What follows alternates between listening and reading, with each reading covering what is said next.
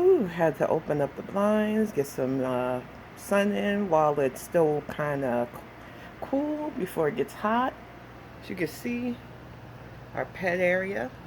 I got to get some more cherry treats and fancy feast for the kitties. Because unlike the heifer, I don't believe in neglecting Callie, Max, or Miss Kitty. But you know, some people bring animals in their lives just to be props. Good morning. We're going to get this fitness fired up. It's a Sunday. It's a D&D day. I'm finally able to go back to D&D today, and I'm excited about that. And I was like, you know what? I'm going to exercise anyway. And I have some stuff to say that I don't want to wait till next Saturday's live to touch upon. So we're going to get this Fitbang fired off right. Just let me get my music on. Because there's a lot to talk about.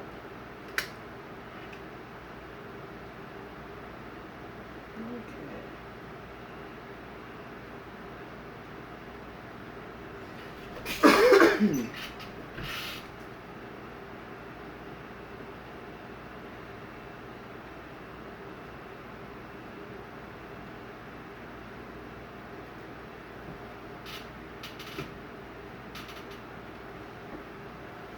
So, what a week, huh? What a week.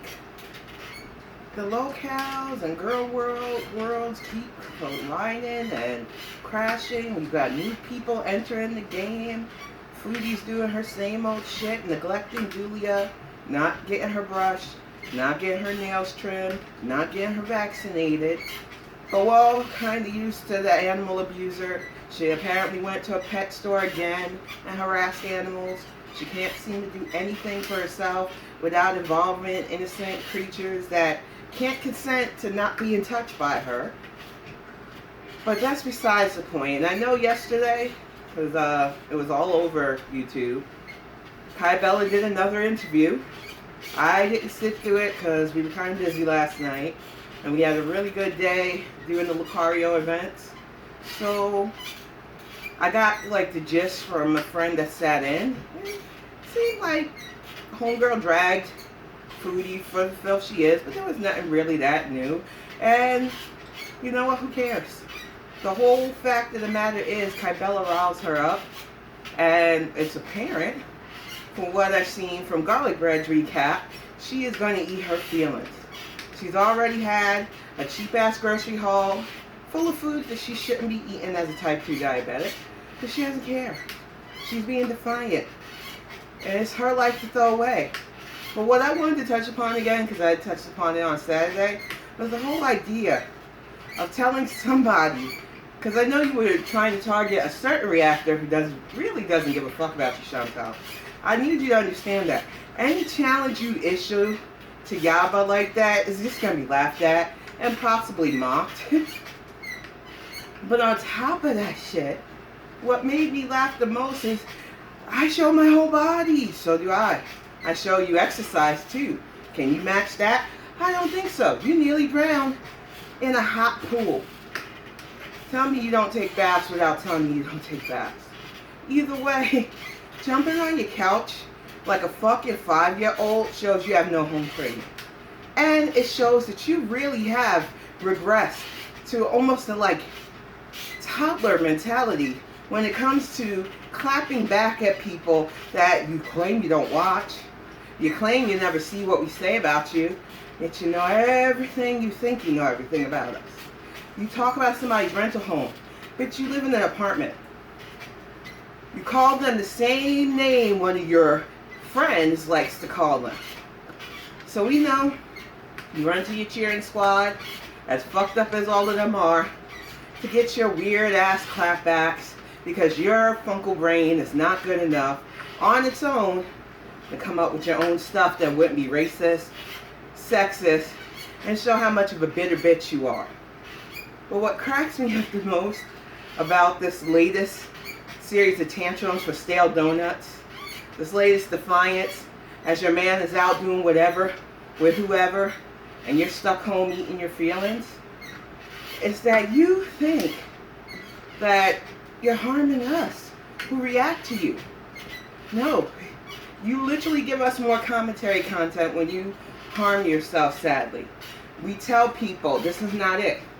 This is not how you're supposed to do life if you're a happily married Kuwaiti wife or whatever wife. Where are your goals, Chantal? Where are the things you want to live for besides what you can put in your mouth and barely digest properly? How much more can you poison your already twisted system before you realize it's not worth it? The BK, not worth it. The junk groceries, not worth it. You're home all fucking day and all you seem to do is sit and see. Either at TikTok because you think you deserve to go viral like the young kids on there, or even better yet, on YouTube watching all of us reactors, big mad that our communities care. They come to see what we want to talk about, whether it's you, somebody else, or whatnot. You can only hold your degenerate beezers because they're so sick of you. They don't care if you eat yourself to your demise. You have gotten rid of all the ones who actually did care about you. All the ones who did want to push back against your fuckery because they wanted to see you live. You have legitimately isolated yourself from people who care. So now you're just left with those who are enjoying the carnival, the sideshow, the amazing bulk, honey. Whether you like what we reaction channels have to say about you or not, we are only trying to save you from yourself when we make these commentaries. It's not our fault that the word heifer gets you so fucking mad that you won't even understand that the dieting advice, the slow step exercise advice, you did that pool thing just so you could tell us who told you. Utilize the pool. You could just water walk. You don't have to swim. It is good tension for your body and to build up stamina. You just wanted to say, see, I tried the pool and it nearly killed me. You don't want to motivate yourself. You don't want to be better. So this is why a lot of us just stick to mocking you. Because we know this is all a game to you, Chantal. And it's a game that you're going to fucking lose. It's a game that you shouldn't have been playing in the first place, especially in your 40s. Even when you're doing the right things, even when you're dieting, and not even dieting, you change your eating habits and start exercising, anything can put you in a tailspin because your system's changing all over the place. And if you're not willing to do proper maintenance on your body, don't be surprised when that whole ass jalopy breaks down. But your whole, oh, you need to cam up. I show my whole body. You need to develop more wit. Then maybe you wouldn't have to cam up. Maybe you would get more people that just want to come in and hear your thoughts and ideas.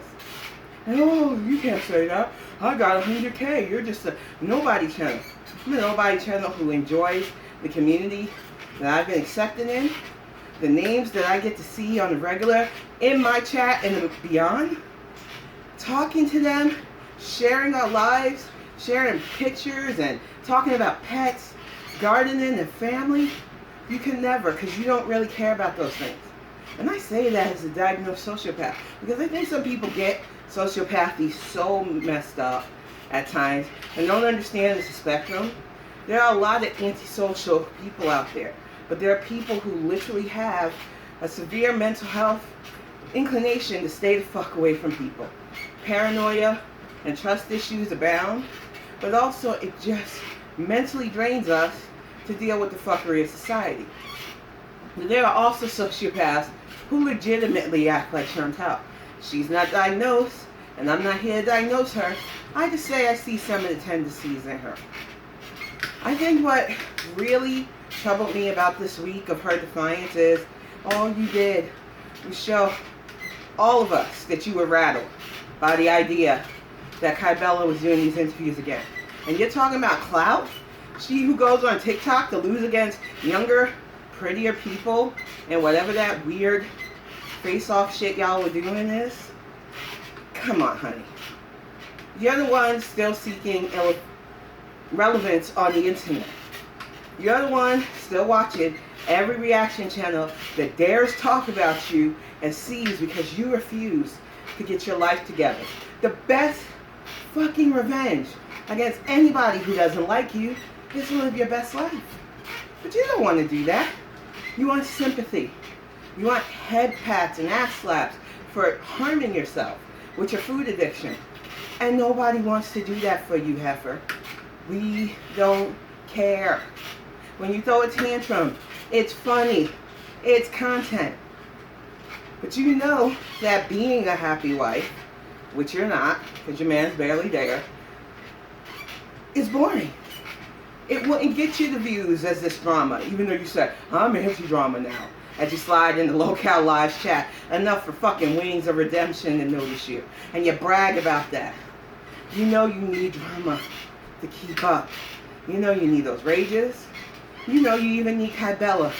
Because as long as she talks about Scatgate, people will talk about you. And you know right now, you ain't the only young heifer dealing with some kind of soap opera level drama.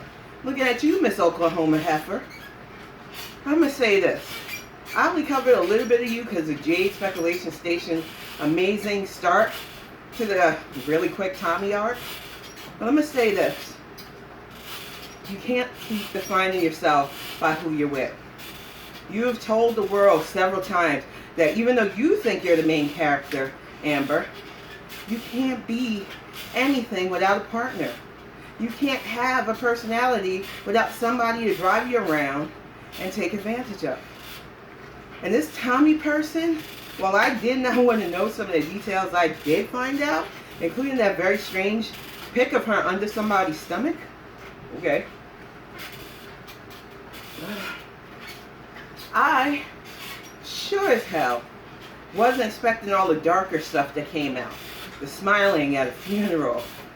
The whole idea that this person, after somebody that they claim to love, like love, and wanted to be with, so much so that the family allowed them at the funeral, because that's, seems like a close relationship to me. I don't know.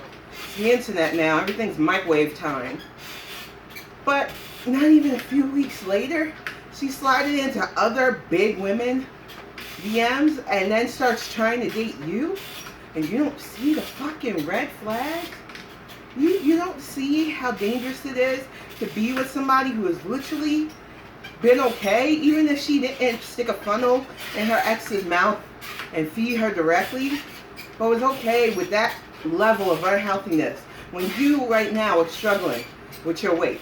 When you went on Ozempic because you knew you would get into a bad place and you seemingly wanted to change, but it was all an act, wasn't it, Andy? You just want somebody to love you, even if it's loving you to your demise. And you don't love yourself. I'll say it before and I'll say it again. After getting out of my bad relationship with my ex, I needed a break from relationships. I did not want to deal. I did not have the trust. I did not have the capability, because I was going through some things, to even try to invite somebody in. I had my best friend at the time, who's now my husband, who provided emotional support, who was there for us. He dated other people while I was getting my shit together. And then, when I was ready, and kiddo was older, because I'm not one of them bitches that's going to move some stranger in with my young child, we decided to start dating.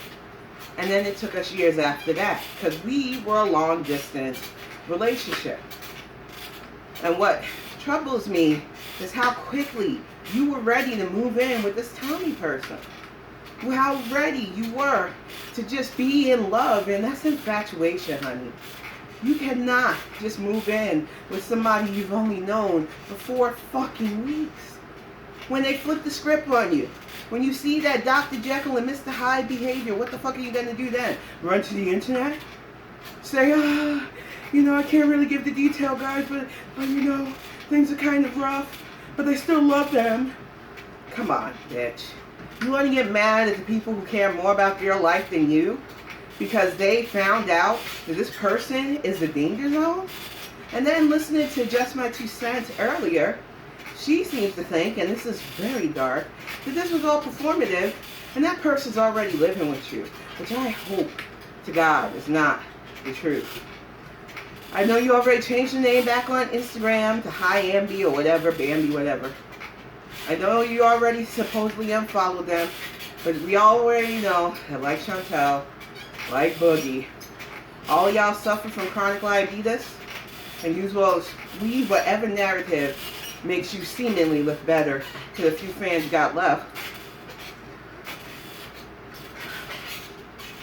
I think what troubles me the most about your current behavior is it reeks of desperation. You see Beck moved on, has a lovely partner, doesn't use the internet as their therapy, is doing the thing. You're seeing Destiny, got married, just living their best lives. And instead of taking that to motivate you to not only get your life together, get your health back in order, and then maybe find somebody that will love you for you no matter what, you're doing the same thing I used to do after I ballooned up after my attack when I was younger. You have a very high school mentality about that shit. I used to believe when I was in my teens that if somebody asked me out, they must really like me. Because I had ballooned up after my assault, and I was just like, you know what? This will repel most men. This will keep most men away from me. It was my fat armor. And it's sad that you have to think like that after something so traumatic happens to you, but it is what it is.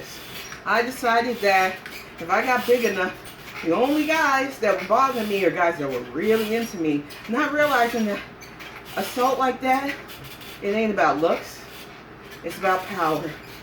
And when it almost happened again in Florida, I realized that none of that shit matters. It broke my mind too. I think you gotta understand that you crying and saying that these women who chase you must really love you because they love the size you're at. If they loved you, they would want you to be your best you. They would want you to be healthier both mentally and physically. They would love you no matter what, but they wouldn't want to see you fucking poisoning yourself because you can't get a dopamine hit from anything but excess, whether it's excess shopping or excess food. The fact of the matter is, Amber, you're only harming yourself. You're not harming the people that tried to help you. You're not harming the people that exposed Tommy. You're sitting there showing the world that you don't love yourself as much as you love the perception of yourself. You're showing the world that only a superficial, baby, I love you, I'll give you a hickey, is better than, baby, I love you. Let's do something to keep you here with me. Let's do something to keep you together. You are confused with arrogance, with confidence, because there is a difference between loving yourself and doing what you can to be here and loving accolades for doing bare minimum. I do not fucking understand the behavior patterns of some youths. It is okay to be alone for a bit. It is okay to figure out what your game is in the present and in the future before you add anybody to the mix. It is okay to weed out troublemakers, liars, scammers, because they will come into your life. You're a public figure. And find somebody, whether they want to be on camera with you or not, that loves you enough to want you here until you're old and gray. That's what saddens me about the way you and Chantal behave. You don't care about having a solid, stable relationship.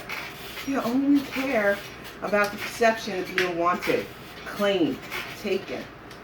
Your mentality is so dangerous. And I pray, especially for you, ALR, that you get old enough and wise enough to realize none of that is necessary or matters.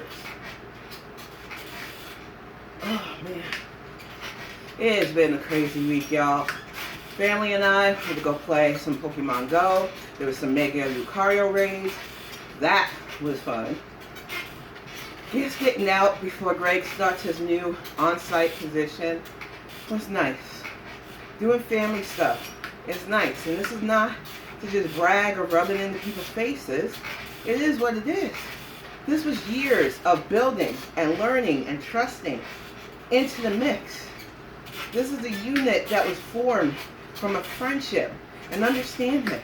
This is somebody who has seen my good, my bad, my in-betweens, who learned what it was like to have schizophrenia so that he can understand when 10 isn't doing well, or it's not lucid. And thank God I haven't had many of those days with him. Keeping me non-stressed has been a big boon to not having those moments where Tim's brain disconnects and I'm in one space and everybody else is in another. It is a constant partnership and stability that has gotten me to work in what I need to do on my health, both mental and physical.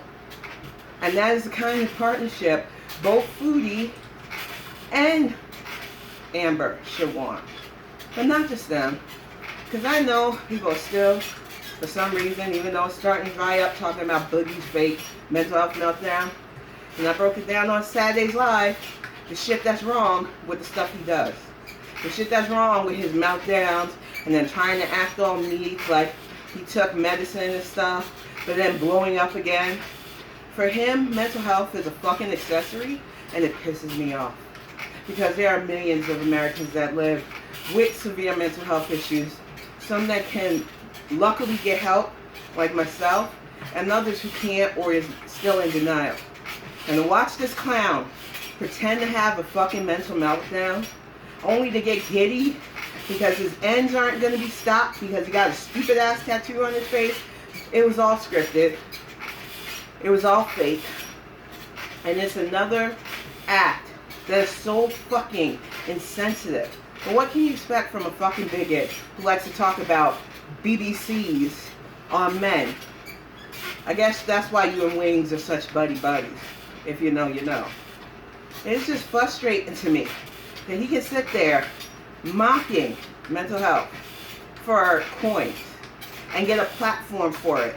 Because back in the day, when he pretended to be a nice guy, he duped millions of young people into following him. The early days of YouTube platformed a lot of problematic people. But you know what? A lot of them were smart enough to bank, the ones that didn't end up in jail. A lot of them were smart enough to parlay their funds into prosperous things, and now they're retired.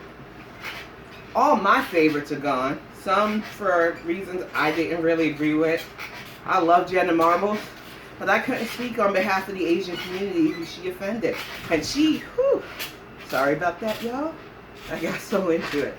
She, unlike some, realized that she offended people. And she didn't want that her channel be about that. And I can be honest, I think it went deeper than that. I think after 10 years of making content and just having fun, she started to see that it wasn't fun anymore, and she tapped out at a peak and a high. Sometimes her repeat videos that I used to watch gets put in my feed, and I'll just sit there laughing, because she was just so generally sweet and funny. But you could see where it was starting to wear thin on her nerves. And then have people digging up stuff she did when she was younger, which she didn't shy away from. She realized it was a fuck up. It was hard for her to continue on, knowing that no matter what, people could throw up those awful caricatures she did to her face. But Jenna girl, I still miss you. I miss a lot of the older YouTubers who just wanted to have fun, didn't care, did it before they became big and realized that the fame is nice, but I just want to have fun. People like MatPat, who not only grew his channel, just giving game theories, but now gives the opportunity for other game theorists, movie theorists, fashion and food theorists to continue on his legacy. So many people have turned their careers on YouTube, actual careers, with millions of fans and followers. So iconic that people still use their phrases into something lucrative. And then you have Boogie, who squandered.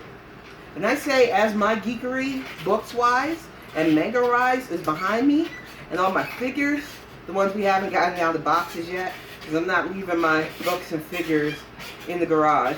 Too many critters. As I say this, as a fellow geek, you wasted your money. Budget is my love language, y'all. I will never stop saying that. And this took years. I have comic books I've had since I was 11 years old with me, man. I don't mind a well-built geek den. But if you don't have the funds, if you got to go and beg your millions of subscribers, I'm not sure how much he has on Twitch, for money all the time and complain when you lied about cancer that you can't pay for your treatment, you're doing something wrong with your budget. You have several YouTube members who have tried to help you budget. CoffeeZilla, Muda Hard. Even Charlie tried to give you advice on what you could do to bring in revenue, but you don't want to do that. You just want the easy route. So you don't care if the drama has completely tarnished your already fucked up reputation. You don't care that people now associate your name to lies, scorn, and just all out debasement of your character. A man who begged on hands and knees and crawled across the floor to fucking Keemstar for a job. Who allowed yourself to be tattooed. Who lied for 2 years about an illness you were not diagnosed with. And then you get mad at Destiny for calling your fucking lying ass out. For calling out you abusing yourself with Diet Mountain Dew. Saying, no doctor said I could have it. You are so much like Chantal, it's not even funny. No doctor worth their grain of salt is going to tell you to continue to drink soda when you are super morbidly obese. No doctor is going to condone you saying that you do this because it's self-harm. Most good doctors, especially your primary care, constantly ask you, are you feeling harmful to yourself? Are you feeling like you want to unalive yourself? Are you okay? And if you truly answer to them no, they go on to a plan to make sure that you get mental health help. But this is why I said, your actions especially, are false. They're fake and you're a fraud. Because doing this online, anybody can go online and say, oh, I'm crazy, feel bad for me, ignore my bad behavior, I'm gonna yell, I'm gonna scream, then I'm gonna calm down, and I'm gonna yell again. Man, I've been around since the days the WWE was WWF, and I've seen better acting then than I did in those Local Live Boogie cancer arc. I think it's so infuriating, that's the best word for this, to watch you mock mental health, mock SA, mock CSA, for those of us who have survived such brutal shit, and use it to not only further your career, your words, not mine, but on top of that, use it as a shield or a cudgel against anybody who calls out your bad behavior. And I will say it yet again, as somebody with schizophrenia and bipolar, schizoaffective disorder, you do not get a get out of bad behavior free card because you think you have a mental health issue. And since you like to keep your health private, I can say that about you. You're the one that gets on here acting fucking manic, and it's an act, y'all, believe that. But don't want any pushback from those of us who have gone through mania, who have to fight to keep out of mania, who know how bad it is to have to deal with mania. And you want to fucking not be called out on that, but you won't show where a therapist, a psychiatrist, which you would need if you were as bad as you said, has told you you have this or this or that. You just pull shit from Google about disassociating, which I fucking shattered again too. Because as an actual SA survivor and a DV survivor, I know what it's like for my brain to go, this is dangerous, I can't handle this, I need to tap out. And you can't control it. Disassociation is not a button. It's not a switch you can just click on. It is literally your mind's way to put you in a safe place mentally that you can handle the stress or whatever's going on around you. Or God forbid, if you're being attacked again, you don't have to be there mentally. You might still feel it physically, but you don't have to be there mentally for it. It is not something you can control. And I hate getting emotional about it, but I hate when people mock and make fun of something that those of us who have really been through it understand. And this is why I will always call that shit out when I see it and when I can. because it does such a disservice to those who are struggling with their mental health, to those who may not be in the place yet to get help. You show only the negative because this is just an accessory to you. You don't care who gets hurt in this. You don't care whose life is shined in a bad light when we say we have these serious mental health issues. And yes, while I still take it as a compliment when people say, you don't seem this way, I know what I got. I know what I'm doing to make sure that you never see a full manic meltdown ever. That you never have to see the negative side of mental health, but that you can live with this. That you don't have to make yourself a spectacle for coins for it. And effort. Stop asking people to show their whole body. We already know you're a freaking weirdo that lives by yourself. And you're not going to use Yall or anybody else's forms to get off on. It's fucking weird. Whew. As you can see, my house dress is looser because I actually exercise. My demeanor is better because I'm doing what I can for my mental and physical health. Don't get mad at us for doing the thing and living our best life. Make your life better. But alright, y'all, back to 30 minutes. I'll probably be back with another one of these on Wednesday. I'm going to get the front room set up for all the new lives and stuff. And I will see you all soon. Thank you for watching.